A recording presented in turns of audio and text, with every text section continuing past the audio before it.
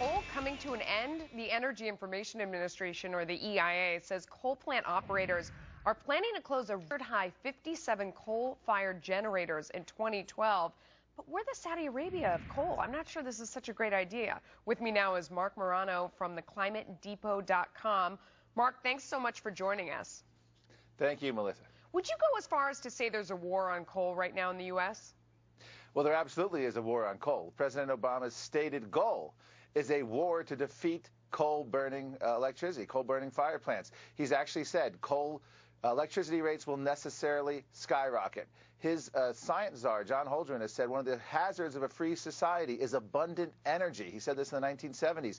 This is their ideology. They want to take down coal. And we're looking at, out of 580 plants, in the next few years, we're looking at 175 plant closures coming up because of the Obama administration EPA regulations. And if you look at the year-over-year electricity generation, you can see it's gone down. In 2011, it was 45% of electricity was generated from coal. Now it's down to 36. The only thing is we have, through fracking, found an abundance of very cheap natural gas in the U.S. Yes, are you sure that's not the culprit instead? Well, obviously, yes. I'm not saying it's all regulations. That's a huge part of it. But they're shoving coal out. We're losing. They always like to say, oh, we want the all of the above energy strategy. Well, that's nice. Coal is. We have 3.5 times the coal reserves that we do of natural gas and shale gas. So the key here is, why are we handcuffing ourselves? We have 27% of the world's coal reserves. We're taking that off the table by these regulations coming down the pike. The EPA is making it more expensive to keep current coal plants open,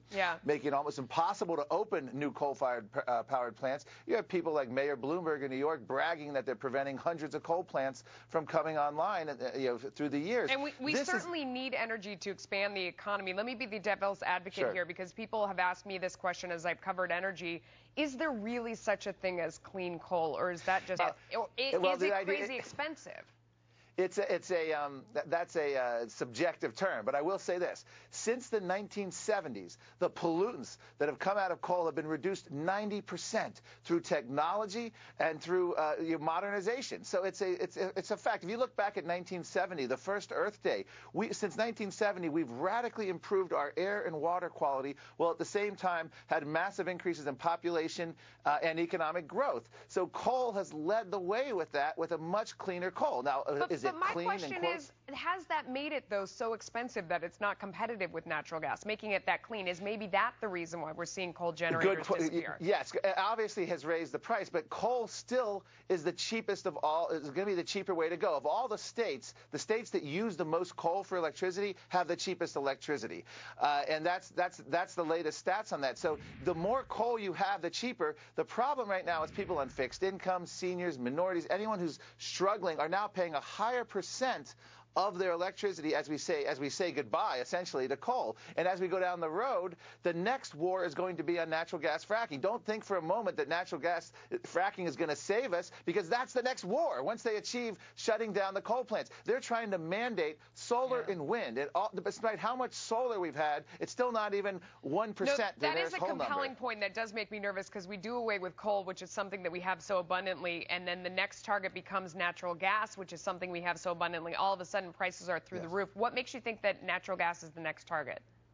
Well, because it's natural gas war going on at the moment in localities all over the country, and also the Obama administration is going to be poised to do this next. And what they do is they go after energy that works, because this is an ideology of the green movement, particularly carbon-based energy. Instead of looking at carbon-based fuels, by the way, coal saved the whales by getting us off whale oil. Coal cleaned up U.S. cities by getting us out of knee-deep horse manure.